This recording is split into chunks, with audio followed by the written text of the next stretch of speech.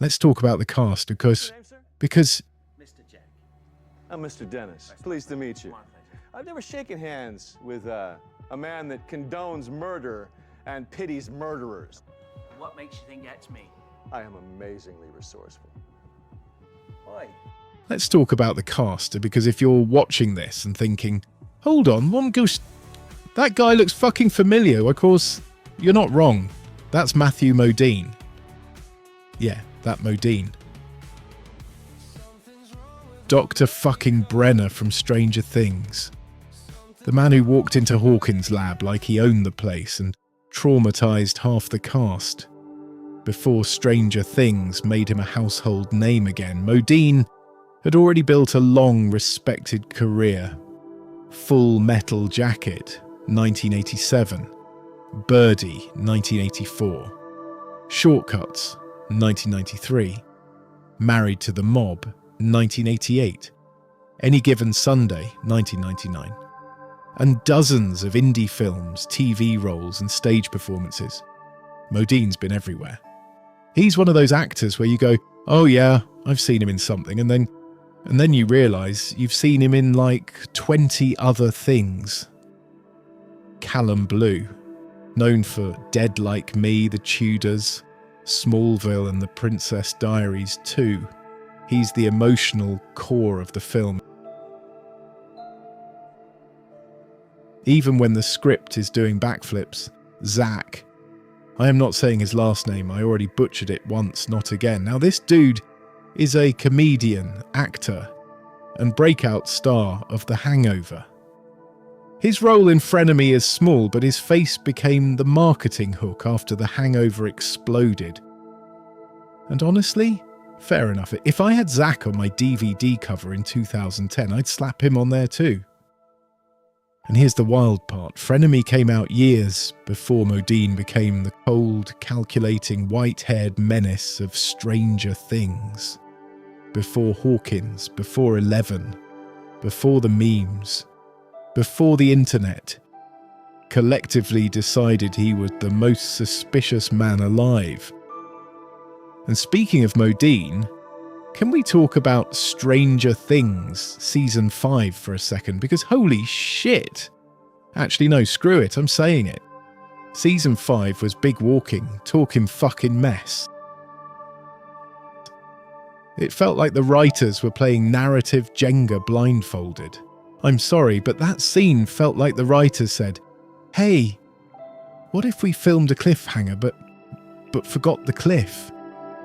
It was hyped up like it was going to change everything, like it was going to blow our minds, like it was going to be the next holy sh-t moment of the series. And then it drops and I'm sitting there like, that's it, that's the big reveal? That's the secret scene we waited for? It felt like ordering a 5-course meal and getting handed a single breadstick. A stale one. The pacing made no sense. The tone made no sense. The dialogue made no sense. It was like watching a deleted scene that accidentally wandered into the finale. I wasn't even going to include this in the video. I really wasn't. But seriously, fuck it. Actually, fuck it. It was the biggest load of shit I've personally seen in a long time. How can that be the ending? I couldn't give two shits about it now, but my God, watching it then was insufferable. If Frenemy can derail itself every 5 minutes, so can I. That secret scene was trash. There, I said it. And I'll save the full rant for another video because trust me, I've got a whole dissertation ready. I don't need 8 episodes to explain my point on how trash it is. And then we've got Officer Tommy.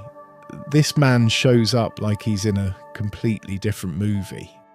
Everyone else is doing philosophical monologues, noir lighting, moral ambiguity, and Tommy walks in like, yeah, hi, I'm here for the CSI Discount Edition crossover. He's supposed to be the detective who ties the plot together. Instead, he's just there, fucking existing, fucking breathing, asking fucking godamn questions that don't matter, solving absolutely fuck all. Look, just because I'm giving my opinions here doesn't mean I'm acting like my opinion is gospel. It's not. It's literally just that an opinion.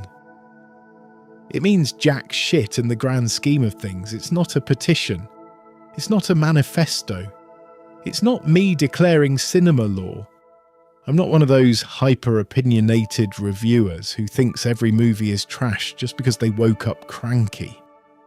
I'm not out here pretending to be some almighty critic who decides what counts as real cinema. I'm just a guy talking about a weird little film that I happen to like, even if some parts made me want to scream into a pillow. And yeah, if you've seen my Ranting for Vengeance video, you already know the vibe. There's always that one ginger prick energy in the world. The type who thinks their opinion is the 10 commandments of film criticism. But me? Nah, I'm just here talking shh because it's fun, it's honest, and it's what I do. Alright, let's talk about something that's been bugging me. Because Frenemy... Look, I've been nice so far, I've been respectful, I've been professional. But Jesus Christ, that ending is not it. I'm not going to go full rant mode here. That's a separate video. A whole video. Because the ending deserves its own autopsy. But let me just say this, for a film that spends 90 minutes talking about morality, fate, destiny, the universe, the meaning of life, it ends like the editor's laptop battery died. No consequences for the actions, just suspense for a film that was as entertaining as a rapper being blown by the wind, like a tumbleweed down the streets. And I'm sitting there like, that's it? That's the big philosophical payoff? That's the grand finale? That's the moment we've been building toward? Mate, no. Absolutely fucking not. So, after everything we've talked about, and the year it released, the industry it got swallowed by, the cast, the themes, the weird production choices, what's the actual point of this video? It wasn't built for 2009, it wasn't built for 2010, and it certainly wasn't built for the home video collapse that followed many, many years later. How have you been? Good. Good. I've been good. On Jeremy. Sleeping. Sleeping, yeah. Well, that's good. And that's why I'm making this video, because films like this, the weird ones, the forgotten ones, the ones that don't fit anywhere, they deserve to be talked about. They deserve to be remembered. Even if they're messy, even if they're flawed, even if the ending makes you go, what the actual fuck was that? It's simple. Frenemy is a film that slipped through the cracks. Not because it was terrible, not because it was brilliant, but because it existed in the wrong place, at the wrong time, in the wrong cinematic climate. And before anyone says, oh, but it's an indie film, it's meant to be ambiguous. No, there's ambiguous. And then there's, we ran out of time, money, and fucks to give. Middle is where we were. This way, come. Equate this to the fuck up. Guess which one this was. Precise and evil begin. What for? Balance, Stephen. It's always about balance. I love indie films. I love weird films. I love films that make you go, what the fuck did I just watch? But Frenemy hits you with that feeling in the right way. It's not mind blown. It's brain exploding how rushed it felt to me personally. And yeah, these videos are longer. They're more detailed, more structured, more digestible. Because I want these deep dives to actually feel like something you can sit through without wanting to punt your monitor across the room.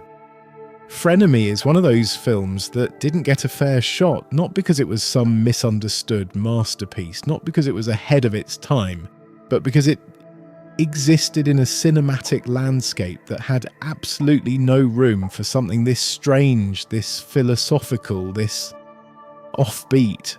I'm getting back into the flow of YouTube, back into the rhythm, back into the editing mindset. And honestly, it feels good to make something that isn't just a quick rant or a throwaway clip. These videos are meant to be watchable.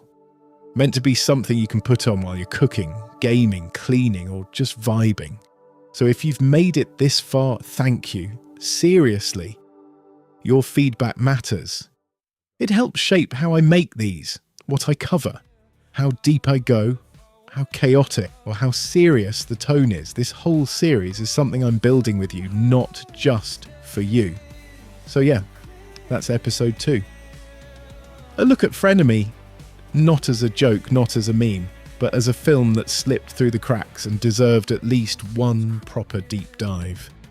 And if you want more, the ending rant, the behind-the-scenes chaos, the full breakdown, it's coming.